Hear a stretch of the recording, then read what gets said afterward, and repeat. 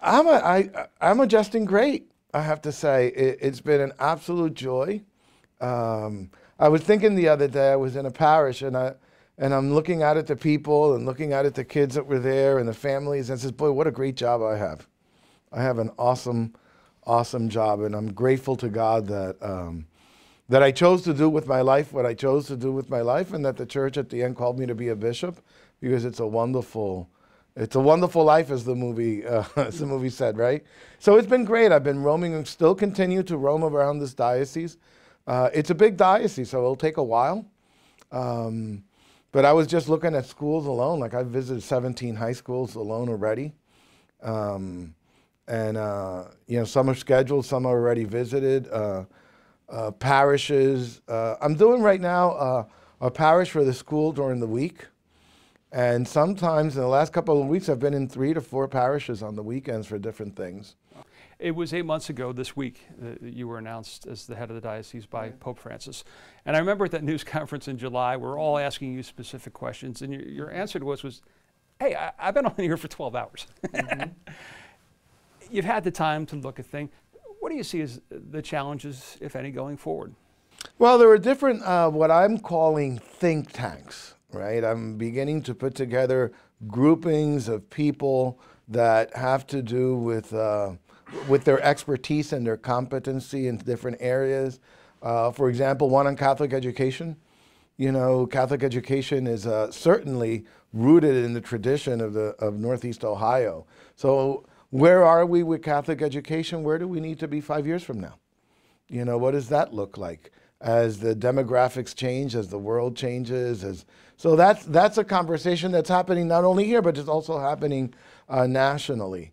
How do we strengthen and continue to move forward with the gift of Catholic education? That would be one. I'll be looking at parish life. There's a group that's going to be looking at parish life, where that group is actually going to be reflecting on a process that was very familiar to the Diocese, the Church of Cleveland, that was started by Bishop Pillar, called Church in the City. So I want to go back to that gift and see what is the best of that gift and what could it mean for us today. Those are examples. At the end, it is all really comes together to what I started with, right? And that was Pope Francis's vision for a church that sees itself, acts, behaves, lives, feels as a community of missionary discipleships. And he says, then he describes that, right? And he says, well, what does that look like? A church of missionary disciples looks like a church that takes initiative, is engaged, accompanies, is fruitful, is joyful. Now, those are just words that individuals, parishes, the diocese has to begin to unpack and understand what does it mean for each one of us at the level of church that we live in. You mentioned Pope Francis. It was 5 years ago. 5 years ago, yes. Today, this week, that he was elected. What difference has he made for the Catholic Church in the United States and for the people of the church?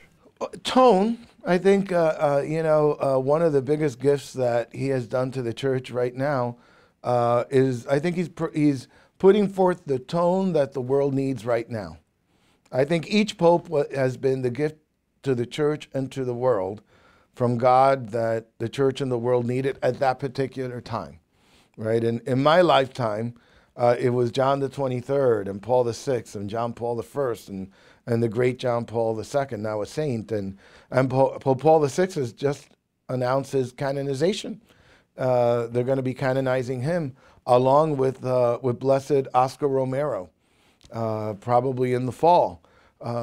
So Pope Francis, I think, and Pope Benedict, Pope Benedict continues to be with us, thank God, is the Thomas Aquinas of the modern church.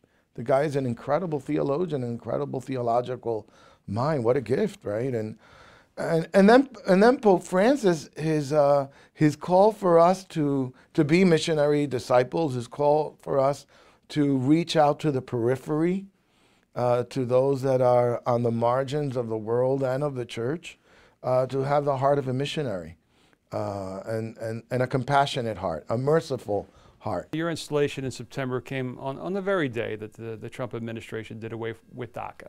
Mm-hmm. You mentioned the immigrants in your homily. Today we pray in a special way for our immigrants. We're going through tough times and challenging times. You came to the aid of an Illyrian man who was facing deportation. How important is it for you in your position to speak truth to power, in a sense, when you feel that it's needed? The church has always been a voice for those who are poor and those who are in need and those that can't help themselves. It is not just my voice, it is the voice of the church that raises its voice, its prophetic voice, and a challenging voice that the dignity of the human person and the sacredness of family really need to be protected. That there's something just wrong when we're not doing that. And I remember that poor family that was separated. I was interviewed at the stairs of the cathedral, and they asked me, "What do you have to say about that?" I said, "What I have to say is a question." And the question was, help me to understand how this is the right thing to do. There has to be another way. Help me to understand how this is the right thing to do. There's a lot of politics involved with that. I understand that. But the church's voice is not a political voice. It's a moral voice. It's an ethical voice. It's a voice that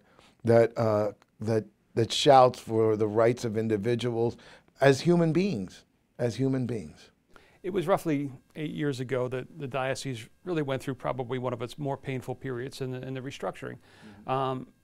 As you look at the work that has been done and look going forward, how do things stand? Do you see the need for more changes in that area, or are we on good footing going forward? Right now we are where we are. You know, that was certainly a very painful time, as those things are. Those things are painful. There's no way around that. There really is no way around that. We all understand, and Bishop Lennon, you know, did a great job and had a hard time at the same time, because those jobs are thankless jobs, and we know in our personal lives that we downsize all the time, right? My family downsized, right? It went from a big house, and then, you know, we flew the nest, and then they were just the two of them, so they had to downsize, and they had to look at that. So that's a constant review and a constant reflection. It's not something that I have to do right now, but I'm assuming as I get to know the place better and what parishes and stuff, that adjustments might need to be done. That's part of the dynamic of life, you know. One of the things that you mentioned a couple of minutes ago, and also when you first got here, was you were struck by the high level of Catholic education. Second largest district in the state, fifth largest private in the country. Mm-hmm. You know, when I was growing up, it was easy for a middle-class family to send all the kids K through 12. It's more of an economic challenge today. How much of that is a concern for you going forward?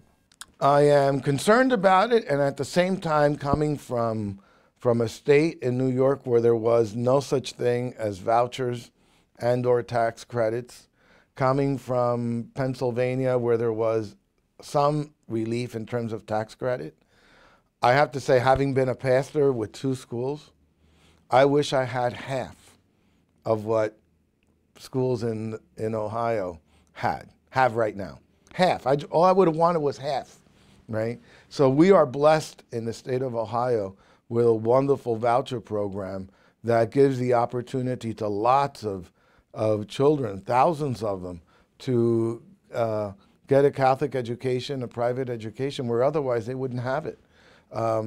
So that's a blessing, and I have to begin by talking about that, because this state has certainly done an incredible job in supporting private education.